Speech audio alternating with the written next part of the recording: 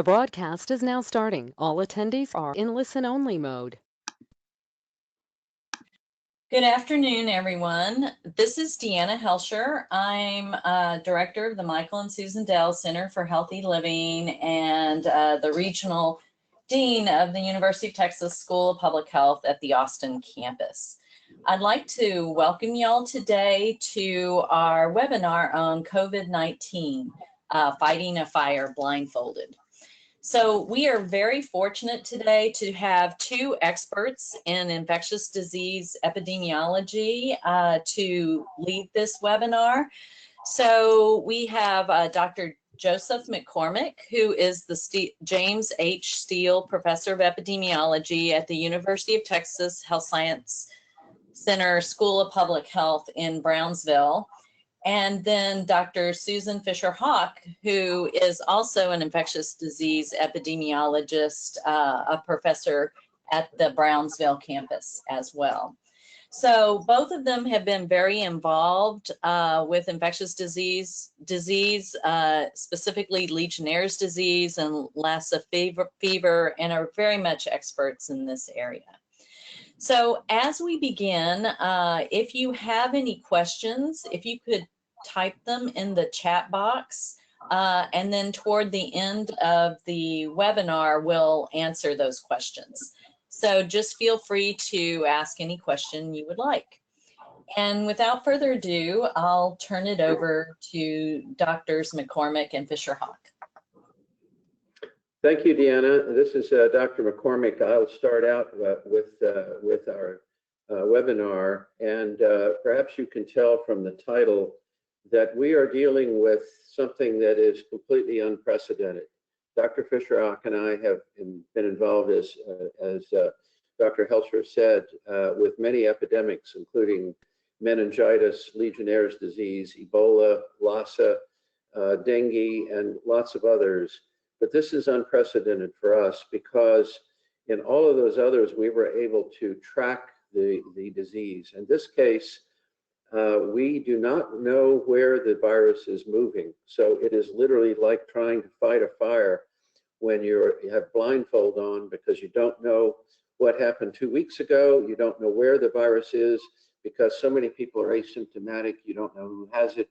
It makes it doubly difficult for all of us, whether we're epidemiologists or clinicians or scientists, to understand what is happening and to try to cope with it.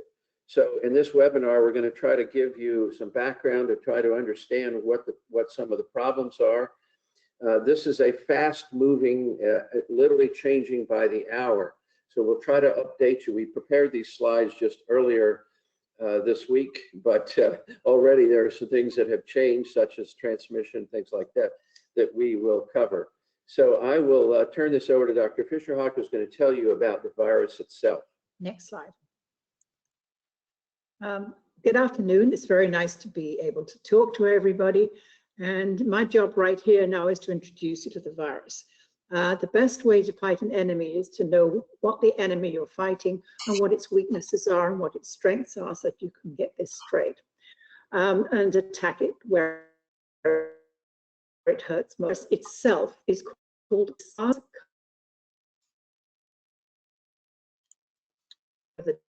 COVID-19, which actually describes somebody who's sick with the disease, the actual illness.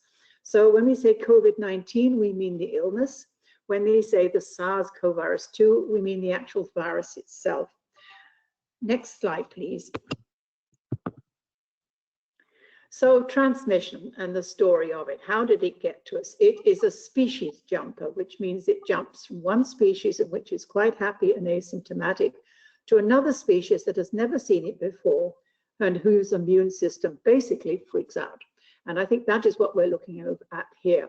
Our history is that we started with the SARS-CoV-1, we call it that, and it came probably from bats through other animals and finally into humans. And the story there is a lesson which was not learned, because this was traced back to a meat market, a wild animal meat market in China.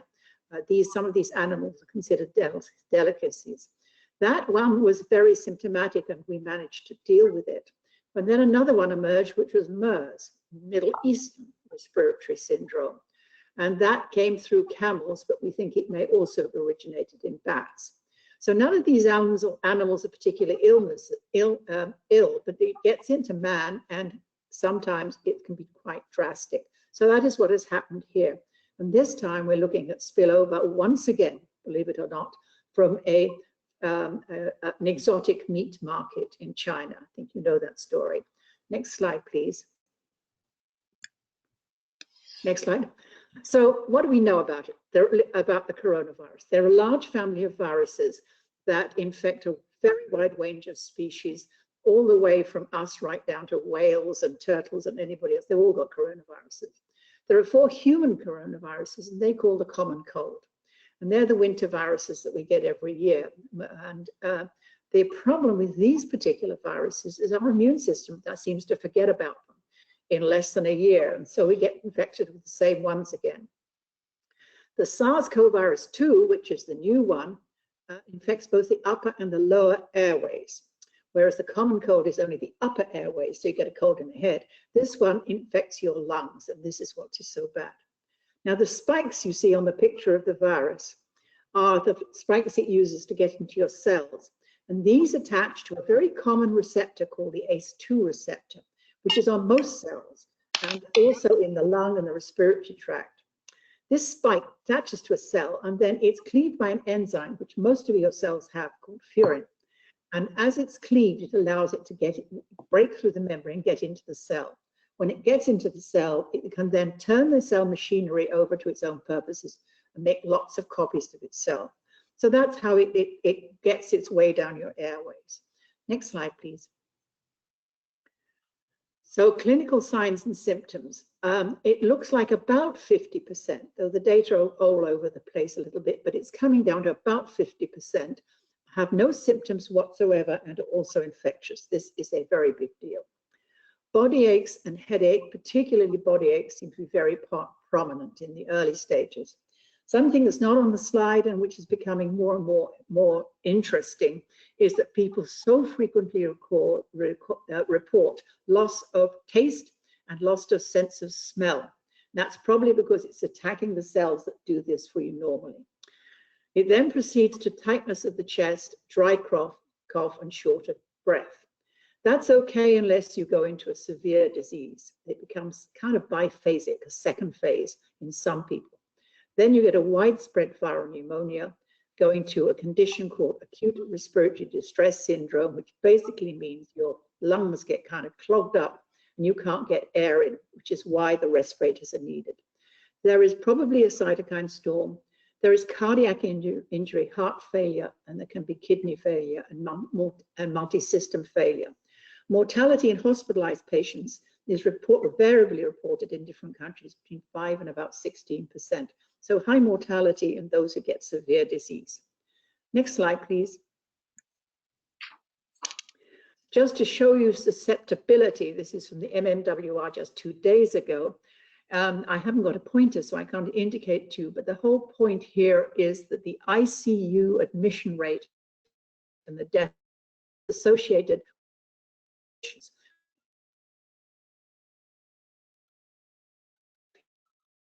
when they do, they've often got underlying conditions like diabetes in particular, chronic lung disease, smokers are highly at risk, probably also people who vape, cardiovascular disease, and any combination of the above. But we are seeing quite a lot of younger patients with no underlying disease, severely ill, and actually dying.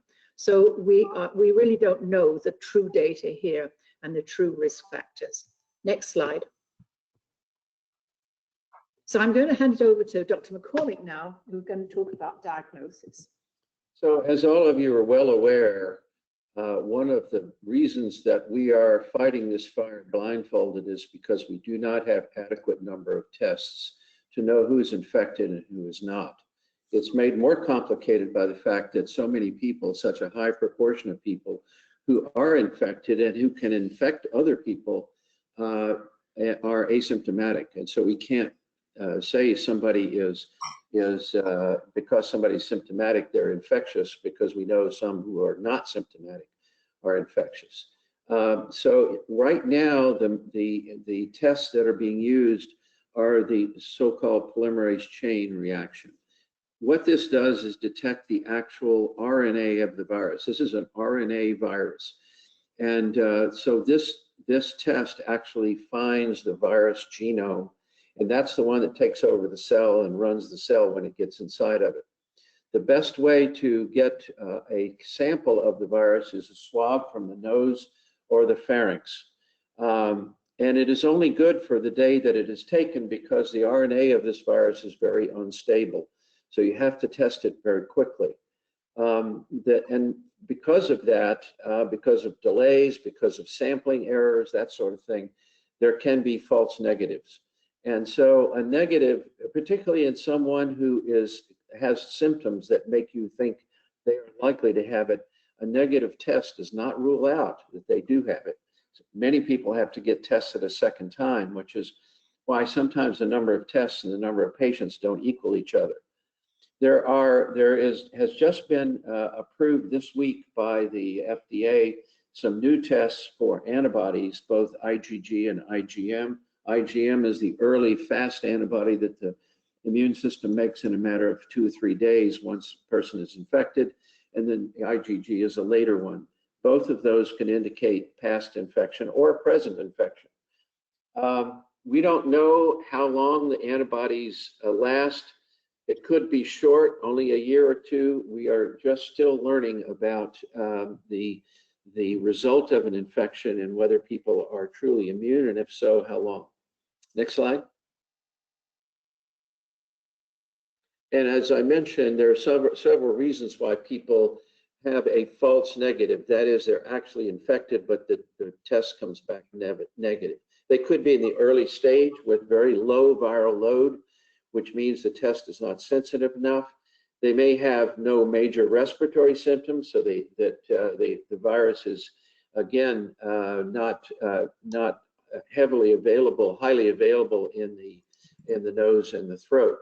There could be a problem with sample collection and poor handling of samples that also could result.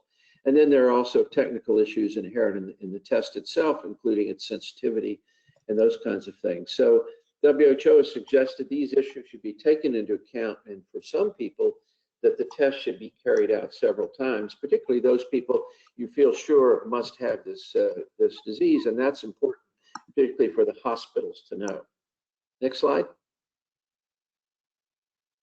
So let me also say a word about incubation period, because I think there's a misconception sometimes, and it also makes this issue, this more complicated. Before I get to treatment, I want to comment about that. The incubation period is the time from someone who is exposed or infected to when they become ill.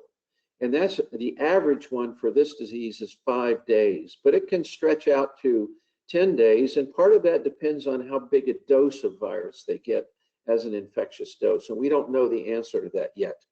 Of course, what the problem is that traditionally incubation period is when you get infected to when you become ill. But if you don't become ill, then you have no way to measure the incubation period. Why the so-called where that comes from. And the assumption is that after 14 days, if you were exposed on just before the 14 days, you're likely to have cleared the virus by then. Your immune system will have taken over. We're also learning that may not always be the case. Again, that's the complication of this. Treatment is supportive. I wish to say that we have effective treatment. There are reports that chloroquine, which is a drug that has been around for a very long time, that's used by anyone who travels to malaria endemic areas as a preventive or a treatment for malaria.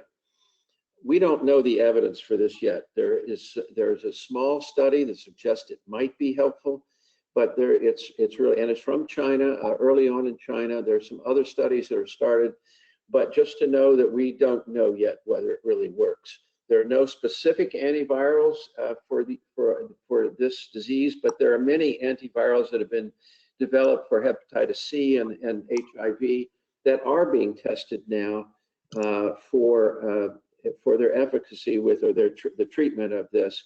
Also, people are now starting to take immune serum from people who have recovered and to give it to patients in clinical trials. And that has been traditionally something that you could do for other viruses, but we don't know yet whether that's going to work here. But those are some of the things that are ongoing. We don't have any clear results yet. There is also, interestingly, an observation that part of the severe disease in this case, as Sue mentioned earlier, is a cytokine storm. And one of those cytokines, it's a molecule called IL-6, seems to be one that seems to exacerbate pulmonary disease in this ARDS situation, or this kind of virus. So some people are looking at a monoclonal antibody, just like you might give for people with rheumatoid arthritis, but a different cytokine, to see if that might help to dampen down the severity of the disease. Once again, these are studies just getting started. We don't have any results yet. Next slide. This is about the transmission, and this is also something that has really changed dramatically. People have been saying, well, the virus is spread by droplets, so you need to keep within 6 feet of people, and it's spread mainly by coughing or sneezing. We already know from the animal side that this probably came from handling a wild animal, but that we know very little about that. Now, what's happened in the last day, literally, is that a new report from the National Academy of Sciences is strongly suggesting that this virus may be aerosolized. Now, many people have been suspecting that because of how easily it transmits. But now the committee from the National Academy of Sciences are saying that the evidence is now starting to mount to be pretty heavy, that this virus can be transmitted by aerosol. That makes it look like measles, where literally, as Sue said earlier, you can introduce one child into a room and at the end of a room, and they'll contaminate the entire room.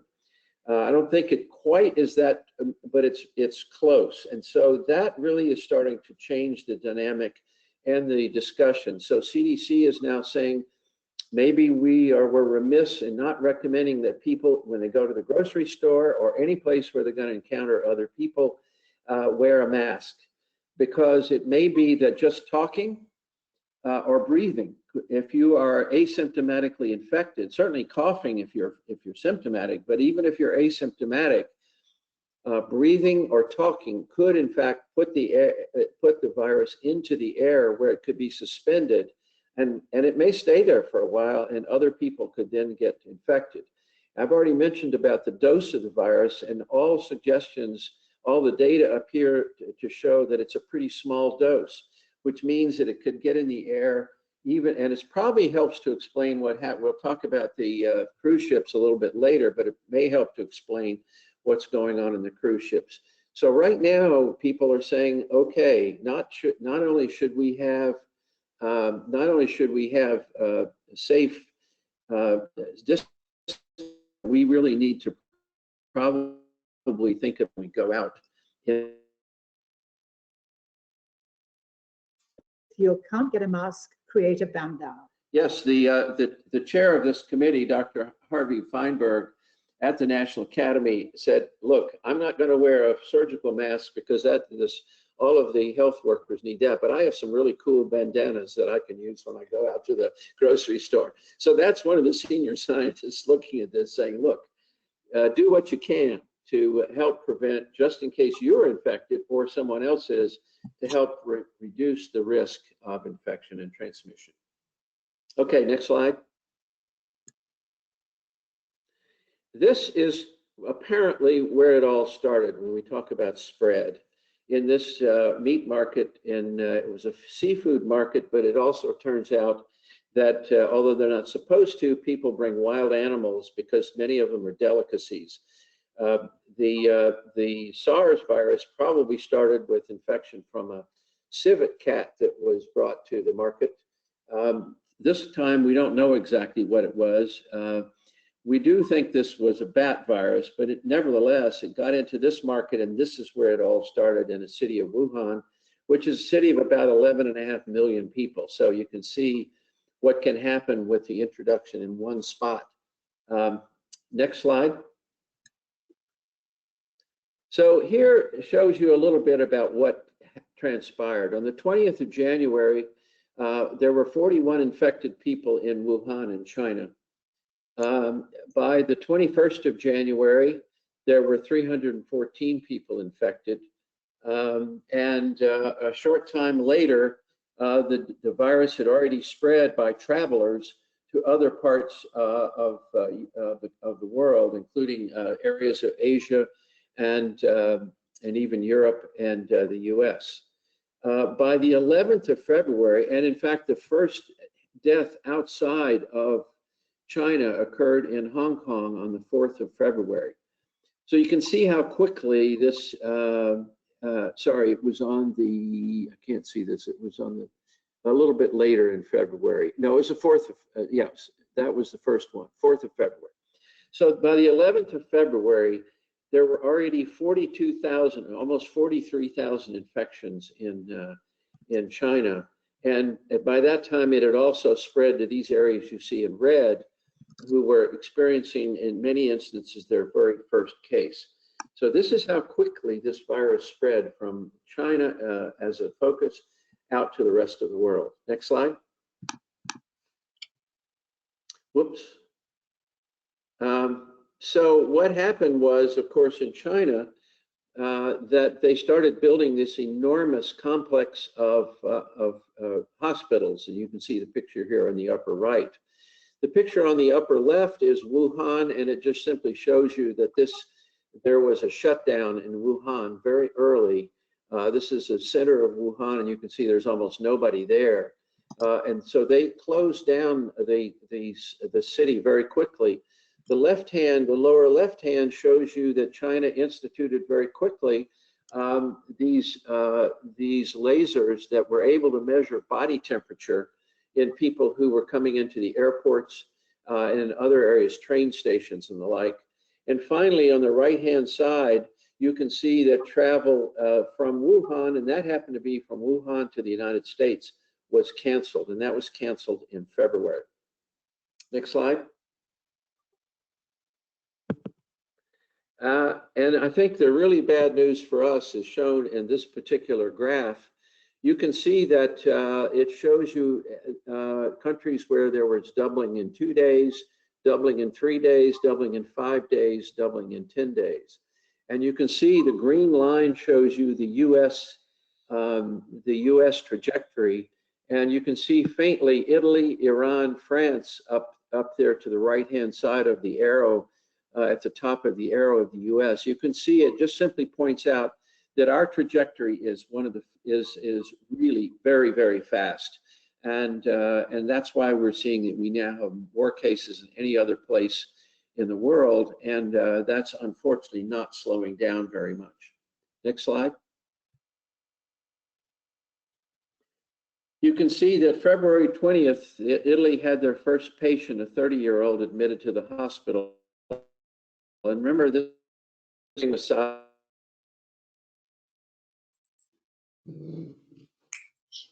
at risk, but they're not the only ones. And you can now see plenty of reports of 30 and 40 and even 20-year-olds who are succumbing to this virus. So their first one was February 20th, age 30, admitted to the hospital with atypical pneumonia, turned out to be positive. By February the 21st, 1 day later, 36 more cases were admitted with no link to patient one. And the assumption was, I think quite correctly, the virus was circulating widely. So there were many patients, a cohort of patients in the first 15, and none of them had connections with each other. Next slide. They had then a surge in ICU admissions, representing about 12% of the total positive cases and 16% of all. And this is higher than what was seen in China, where they only had about 5%. Now we know both in Europe and here that ski resorts, because this was the ski season, played a role. A worker in Austria was at this ski resort, fell ill, and remained there for a period of time, and the slopes and bars at the resort stayed open for weeks. And this resort has now been linked to hundreds of cases in Austria, Germany, and Scandinavia. And it's just like Vail, Colorado. This is what happened in Vail, Colorado. The first case was a skier from New York City. Vail, in the whole county of where Vail is only 52,000 people, and they now have 300 cases. Nearly 300 cases. And they were the epicenter for Colorado. So, and you know, the population is nowhere near as big as some of the other areas of Colorado. It just shows you again how this virus can spread. Next. This just shows you the number of new coronaviruses by day in the United States, and it's actually quite out of date already, as we mentioned earlier. 2 days out of date. It's 2 days out of date, and we know that we're now well up over 200,000 cases. So again, it's just to show you how quickly this virus is spreading here in the United States. Next slide. This is not coming out. I'm going to come in here for a little bit, and just to show you just these foci of infection and transmission are really important. Cruise ships are getting a bad rap here, but unfortunately, cruise ships have justified this rap because they've always been a good source of transmission of viruses, particularly the norovirus, which causes diarrhea and vomiting, is pretty famous for being a cruise ship virus. And so things on a cruise ship spread very rapidly. And in fact, this is transmission in the Diamond Princess. We've all heard about the one that was moored in Yokohama. And the virus continued to spread. And it was at this point that I think a lot of us began to wonder whether it was coming through the air conditioning system. And indeed, that may have been the case. I think we're beginning to have to accept that. So circulating air in these closed environments like cruise ships. And there are another couple of ships offshore in Florida right now. Next slide, please. So here is a super spreading event, and this is becoming quite famous. 50 people gathered at an extremely upscale birthday party. So being rich really doesn't help you very much, because these people had this great party in a very fashionable location and then scattered across the region. Nearly half of them became infected, and they spread cases right around the world, including to Johannesburg and other United States locations. And when they got there, they took their kids to school, they went to soccer and everything else. So the spread from this single event was really quite remarkable. And it gives you a microcosm of how the virus gets around so quickly. Next slide, please. Now, Mardi Gras was the perfect storm. Next slide, please. You've probably, all of you, heard how at Pala State, New Orleans is now. And if you look at this typical picture of Mardi Gras, you can see what was happening.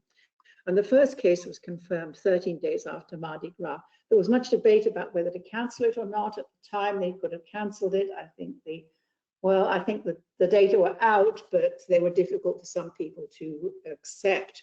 And so they went ahead with Mardi Gras. And it's going to space that. And so now we're at the stage where hospitals are overwhelmed and the cases are seeded so widely that we are beginning to lose control. Next slide, please. Prevention. So what do we need? We need to be told the truth. And this has been a bit difficult commodity to grasp in various centers. Tedros Adhanom, I really can't pronounce his name, but he's the director of WHO, but he did tell the truth. We now have there on the right a guy whose name does not, I don't need to tell you his name. You will know exactly who he is. And there in the middle, you'll see that people have made beer glasses with his photograph on it. And he's got a fan club t-shirt, which is nice to know that he is appreciated. But on the other hand, this morning, we have the horrific news that he is getting death threats from people, conspiracy theory people, and haven't had special protection. And this is tells us that our society has not yet quite got things right. So next slide, please. Let me just throw in a quick word here. So I worked with Tony Fauci. Sorry about that. Tony Fauci way back in the 1980s when we were setting up the first investigation of HIV in the Congo and Africa, and we worked together. I was doing the setup in the hospital, and Tony wanted to have one of the NIH involved to set up a laboratory there. So I've known him since that time on a personal basis, and I just want to say that there's no better patriot and no better scientist and human being than Tony Fauci. Next slide, please. So prevention, we know a lot about these things. You've all been told to wash your hands, to be 6 feet apart. We are now going to be able to have to tell you that really you should be using some kind of mask if you go into any kind of populated space. I think the worst of the risks are any kind of indoor space where air may not be circulating. If you're out in the street and there's a stiff breeze, as there often is in Texas, you're probably much better off. But now we know that you need to be wearing masks as well. Next slide, please. So herd immunity, there is some hope among some people that we will develop herd immunity, but the jury is still out as to whether, in fact, this is going to work and whether the immunity will be sufficiently long-lived for this to happen. We were able to do this with SARS because the original SARS disease was much more severe. Therefore, we could find the people who were infected and we could isolate them. Somewhere in the middle between SARS and the common cold lies this new virus. And so we don't really know how long it's going to last. So we need data to understand this. It's quite possible. China appears to be opening up its economy again, but second waves of infection have been coming into some Southeast Asian countries, such as Hong Kong. And we have to be very, very wary about that. Next one, please. Let me just comment about the herd immunity, just to add something. So in order to get herd immunity with measles, you have to have nearly a 90% immunity within the population. That is to say, 9 out of 10 people need to be immune in order to stop the pandemic or an epidemic of measles. And so that's what it really means, is what herd immunity means. And we don't know where we are with this. So hoping for herd immunity is fine, but counting on it, we shouldn't do that. Next slide, please. So just in case you wondered how big 6 feet is, I thought this slide would be helpful. It took it from CNN. Next slide, please. And some people at least can laugh. Next slide, please. So vaccines. Now, I think we go back to the cautionary tale of Ebola, where a vaccine was not only shown to work extremely well in non-human primates, but was put on the shelf in 2003, never touched because nobody would put the money into developing it. Similarly, you will see from those boxes there's a MERS vaccine and there's a SARS vaccine in somebody's fridge. I think it's probably Peter Hotez's fridge. Baylor.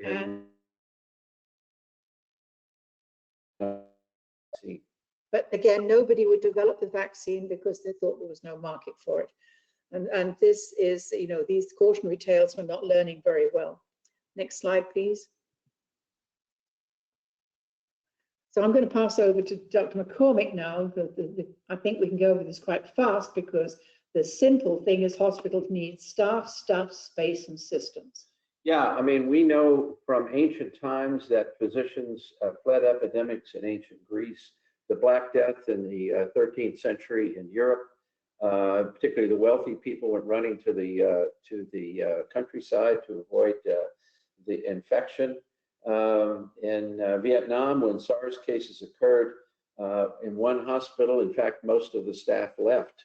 So, and during the West Africa Ebola epidemic, at least 490 of the 837 healthcare workers who were infected died. So we know that this can have a huge impact. In the Toronto outbreak in 2003 of SARS, that was transmitted brought in from China. All of the infections, in fact, were in all of the transmitted infections in Toronto were into healthcare providers, and 2 nurses and a physician died. And then we've seen also China and Italy, and now we're seeing also in the United States the toll this is taking on first responders, on the hospital staff, and all of us have to remember that is our, what's that? Their families. And their families. Yeah. So that is our job. We have to stay home so they can go to work and take care of us. Next slide, please. So in March 25th, New York hospitals said they have enough personal protection for only the next 2 weeks. What we're hearing right now is that they will run out at the end of this week. Sunday. That's Sunday. That's what the mayor of New York City has said. And we're also learning that such things that the stockpile of the U.S. stockpile will be depleted at the end of the week, and that some of the ventilators there are not working. So people are having to improvise using trash bags in some cases, as you see in the left-hand picture here, for protective gear. Next slide. You're seeing, just as we saw in China, up in the upper right hand, you can see that now the same thing is going on in the U.S., where the Javits Center in New York City has been converted to a hospital for non-COVID patients. They're also putting up a hospital in Central Park in New York, and other areas are starting to do the same thing, including New Orleans. And you can see even now that they're backing up trucks, cold trucks, to put bodies in, like in Italy, because there's so many people dying from this. So folks, we are not out of the woods by any stretch. Next slide.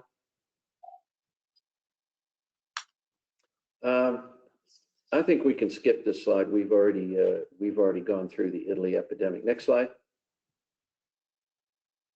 So here are some sources of data for you. Some of these are, and the particular ourworldindata.org is an excellent, really superb website that is keeping up with the global development of cases literally in real time. Even Johns Hopkins is using a lot of their information, but there are a lot of other good sources, and you can see here that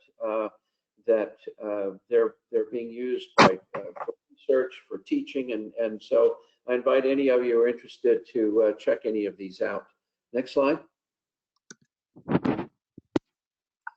So it's very interesting that suddenly now we're talking about stigma. And here's an instance where people were exercising recommended vigilance, but this man who was taking phone calls was struck by a woman waiting for test results whose entire family had been exposed to the virus. She wanted to know whether or not to tell her friends and social network because she said she was worried about social stigma. I don't believe I'm the problem anymore, the South African at the party at the Westport told the Sunday Times. It seems the real problem is now the people who are too scared. We have to pay a lot of attention, including the Prime Minister of England and the heir to the throne. So it is a virus that doesn't care what our religious belief is. It doesn't care what our political leanings are. It just cares whether we keep ourselves separated from each other so we don't transmit it. Next slide. There are many myths. You can look at this slide and see that there are all sorts of myths out there about it not being transmitted in hot and humid climates. Well, it's being transmitted in India and Brazil and other places that we know are in fact hot, humid climates. Cold weather and snow do not kill the coronavirus. A hot bath does not prevent new coronavirus disease. It cannot be transmitted through mosquito bites. Hand dryers are not effective in killing it. The UV lamp should not be used on the skin, as it can cause very severe skin damage. Spraying alcohol or chlorine all over your body will probably not kill the virus, but it may really injure you. So it's not going to help you to do that. Vaccines against pneumonia prevent pneumonia, bacterial pneumonia, but do not provide a protection against this coronavirus. There's no evidence that regularly rinsing the nose with saline prevents it. No evidence eating garlic, and antibiotics for sure do not work. Now, there are instances, plenty of secondary infections when people get severe pneumonia, and that is appropriate for antibiotics, but it will not work against this virus. And there are a lot more myths. Yeah, and there are many more myths. These are some of the more prominent ones. Next slide. So what needs to be done?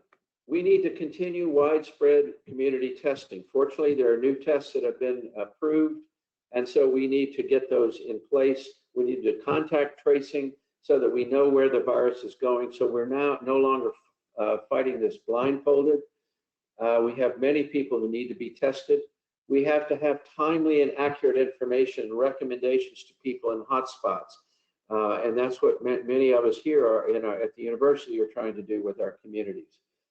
Dissemination of timely, accurate information to local information to our population. We can't tell them enough to please separate themselves and don't be part of the problem.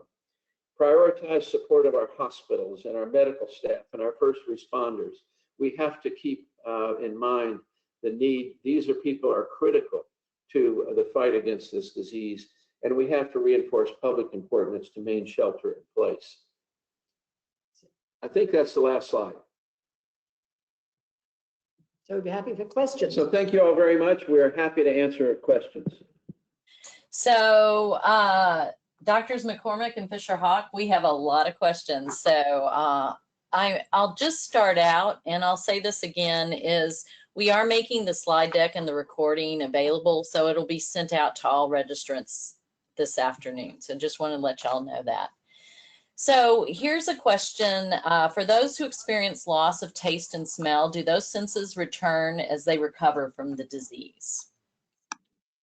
Yeah, I'm rather sure they will. I think once the virus, once the immune system takes over and the virus is eliminated, those cells typically will regenerate themselves. This is not unknown for some other infections as well. It's not brand new for viral infections, so it seems to be prominent here. So the answer, I think, although I don't have scientific evidence yet, it's too early, but I think, yes, that it's very likely that it will be recovered. Yeah, this is speculation, but there are some cells at the top and the back of your nose, which is kind of next to your brain, and they sense smell and taste very exquisitely. If they are infected by the virus, then clearly they're not going to work very well. So hopefully that when you recover and get rid of the virus, the cells will regenerate and you recover that. Great. So second question here, if a person has COVID-19 and is preparing food like salad or sandwich with no PPE, can they shed virus onto the food? So this has been widely discussed. There are lots of websites where you can look at this, and there are even recommendations about how to handle groceries when you bring them home. We don't have time to talk about that now, but in general, it's not considered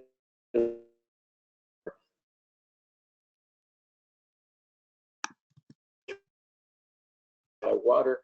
There's no evidence that this one is transmitted in that fashion, nor by food. So it's unlikely that you would get infected with food.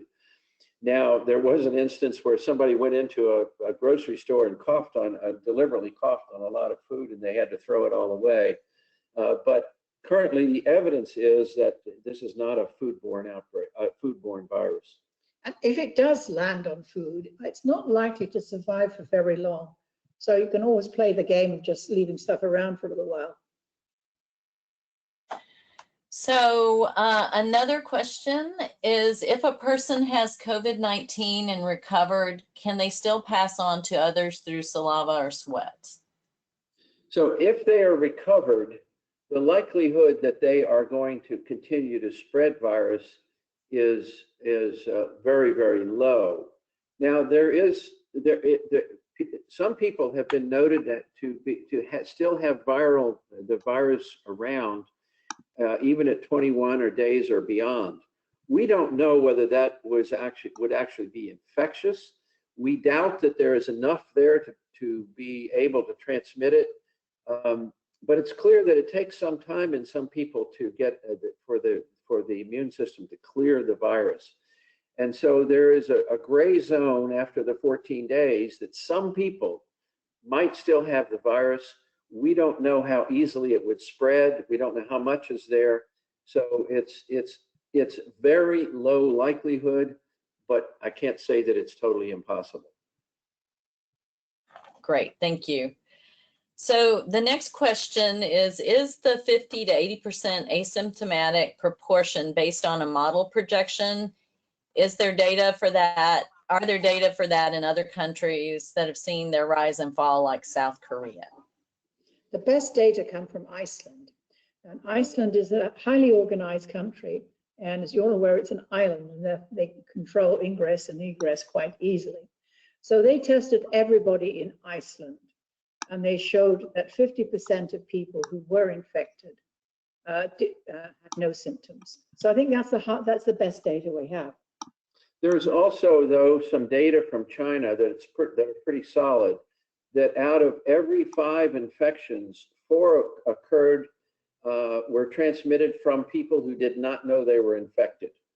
So this, again, was some of the earliest data showing that asymptomatic infection is really important. And that is now being shown, I think, even more.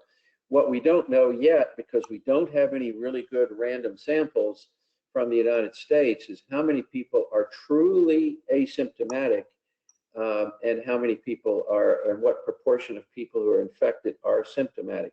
That's the wide range of 50 to 80%.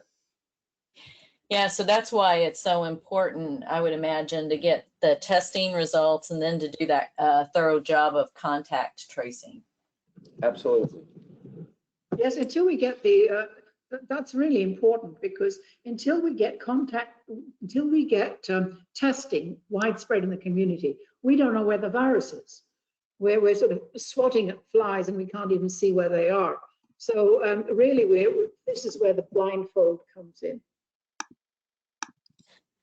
So here's a question that refers to one of your earlier slides. Do the 4 coronaviruses that affect humans include COVID-19? No, these are human coronaviruses. I have the names of them, which I could look up for you, but they're all letters and numbers, and they cause the common cold. They do not infect the lungs. Yeah, they've been around for a long time. So those are the ones that people have studied the most. And that's why we know what they are. So yeah, COVID and SARS are both new. Great. Both species jumpers. So in terms of testing kits, is there a specific standard one, or are there several different kits with different accuracies? So we don't really, I haven't seen any hard data on the testing kits for PCR, for the test finding the virus. They may be out there. I just haven't. I have not been able to find them. I have looked, and so the test kits are thing. Looking genome. There is a brand new one that was just received FDA approval 2 days ago that's looking for antibody testing. But the other kits, and there is also a new one that's much faster than the previous more standard methods from Abbott Laboratories, and that's also looking for virus.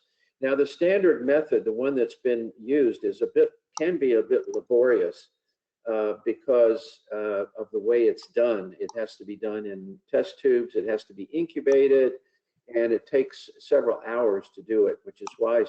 And if you have a lot of tests, it may take some time. And also, if you wait too long to test a particular specimen, it might lose enough virus that you have a false negative test. I'd like to make some comments here. I think the Chinese were technically extremely good about this, and they sequenced the virus way back, right? I think in January they already got the sequence, and they published it so that everybody worldwide knew exactly what the structure of the genome was, all the little acids that went into it, in which order they went in. And had that done, it's then quite easy to make this PCR test. And the PCR test has been around for a long time. And in industry, particularly in the big companies, they have developed techniques for other infections, bacterial and viral, which detect genomic material, DNA and RNA. So they have been able to take this sequence, repurpose it very rapidly. So I think a test that uses the PCR is likely to be reliable. The question is, how sensitive is it? It's probably specificity will probably be good, but the sensitivity will depend on the platform that the producer has made. And so I think we can rely on the big names to have a good platform. And until we have good evidence, scientific evidence there and evaluation, we can't answer that question completely. Yeah, and I think it also shows you, given the fact that PCR has been around for at least 3 or 4 decades, shows you what happened here in the United States when the government did not jump on this and start to really ramp up testing. And because it was so delayed, and because they didn't accept WHO tests, which were offered, we had many other countries, such as South Korea, that tested literally 5,000 people per million, 6,000 people per million, which gave them a much better measure of the prevalence of infection. And we just last week had barely tested a 1 per million. And the other problem is that you have to have a special swab so that you can preserve the genetic material of the viral until it gets to the lab to be tested. Even if it's a bedside test, you still have to have this preservative. And we're running out of swabs. So we have several questions about masks. So one question is, just to confirm, I'll tell you like 3 that are kind of related. Just to confirm, your recommendation, is it for the public to wear a mask? And then a second one related to that is, will homemade mask help, or is it pointless? And then the third one is, can anyone wearing masks that coughs transfer the virus? So I would say that the information, as we alluded to, that just came out of the National Academy of Science is really saying that people should now wear a mask to prevent themselves from getting infected, or help prevent them from getting infected, when they go out into areas like grocery stores or pharmacies, where Any public place where you're confined. If you're outside for a walk, that's not likely to be so important. But if you, as long as you maintain your distance from people, though we don't know yet, again, if it really is suspended in air, it's a question. There's no harm in wearing a mask anytime you go outside, particularly if you think you're going to pass a lot of different people. Would someone who is infected and cough and sneeze, would the mask prevent them from infecting others? Depends on the kind of mask, but unless it's an N95 mask, probably not. It probably wouldn't do virus eventually, particularly if the mask gets moist, probably. But I don't have, this is an opinion, not a fact. I can't tell you for sure that that's the case. And it also depends how long you've worn the mask. And so I think that the advice to let's preserve the N95 masks for our hospital workers who really need them. And I think for our own personal use, we are happy to use a bandana. Yeah, I think this has changed. CDC first said don't wear a mask, it won't protect you. But I think that is now evidence is now suggesting that may not be the case. And so that's why we're suggesting to pay attention to this report from the National Academy. Just came out this morning. So one last question about the mask is, how long can the virus live on clothing? So if you make a mask out of a bandana, do you need to wash it every time? How do you handle it? I think if you can wash it, wash it. Yeah, I What's think, wrong with washing it? Yeah. Right? And just use plenty of soap. We don't know. It's not thought to last very long on be shed from absorbent material. So probably it's not too much of a risk. But you know, if you can, it's like washing your hands, wash your bandana, and you know, shower yourself and wash your clothes frequently. for example, the best estimate is the virus, it probably won't survive more than a day on paper or cardboard, but it may survive up to 3 days on plastic, which is interesting. That's just, again, an estimate from some limited data. We don't know about clothes at this point, but I would say that you know, if you think you've been exposed, throw your clothes in the washer and wash them. So here's another question. How should families be handling family members who are working in hospitals or testing sites? Would you explain what temperature checks at hospitals are determining if 50% are asymptomatic? That's a very difficult question. It's a tough question, and this is the reason that we're seeing in many areas, particularly Europe, and I think now we're starting to see this in the United States. People are actually looking for hotels and other places where first responders and hospital staff can actually stay and not have to go home to their families. In those instances where people are going home to their families, typically they are removing their clothes and throwing them into the washer, then showering before they have any contact with their families. Well, some of them are actually self-isolating in their own And some are self-isolating. So there is a range of activities, but I know in our own community here, some of the hospitals are already looking for potential places for putting their staff if they need to. I think the thing to remember is that the hospital staff in contact with patients have very high rates of infection themselves. And so they know this. And therefore, their precautions need to be very much more stringent than anybody else's. So here's another question. There have been conspiracy theories about whether this virus is man-made, a biologic weapon, which is leading to discrimination and even violence against Chinese origin people. Please explain how recent studies have determined that this is a naturally occurring virus. So this is one of the most unfortunate things about maybe social media and our society today. The evidence is overwhelming that this virus came from animals. First of all, the first case that was seen and it was traced back to a market in China, in Wuhan, China. Yes, and the fact the market staff who handle these animals had high rates of infection. Yes. Secondly, the virus matches very closely in many of its characteristics to those viruses that have already been identified as originating in bats. Now, there's a very famous virus that lives in bats as well called Ebola virus, and it doesn't cause disease in the bats, which is why it can survive. And it's when you encounter those bats that a human being may be infected. And as you can see, Ebola is one example that kills almost everybody that it infects. So that's no advantage to the virus whatsoever. So many years ago, we coined a phrase that said basically, in the world of viruses, we are the invaders. There are millions and animals and plants and all sorts. We did, and when our population is so big now, and we have so many places where we're invading these spaces. This is what's happening. There is nobody knows how to make a virus like this. You couldn't find the best Nobel Prize winning virologist in the world who could tell you how to make this virus. And the xenophobia is inappropriate, and it's also cruel. So one last question, we're getting right to the end, but several people have asked if you can get COVID-19 more than once.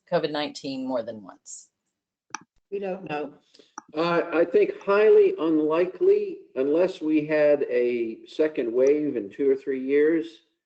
It's a question we can't answer with any absolute scientific certainty. We think that because virus is being cleared and that some people clear it without any symptoms, that they are probably immune. We don't know how long that immunity could last. It's not likely that they would get reinfected and show disease in this current pandemic.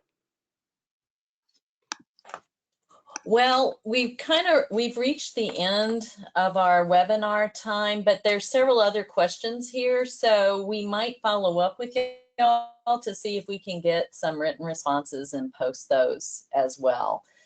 So I just want to give a great big thank you to Drs. McCormick and Fisher-Hoch, again, for taking the time to speak with us about this. Great, useful information. We will be posting the slides and the recording. We will be sending that out to everyone, and we will be posting it on our website as well. I think that this really shows the vision of the School of Public Health is health without boundaries. And you can really see having a virus like this really knows no boundaries. So we need to kind of set those up for the virus. So it's very important that people follow the recommendations that they've put forward. Again, thank you all for attending, and we will be sending you a follow-up email later. Thanks a lot and have a good afternoon.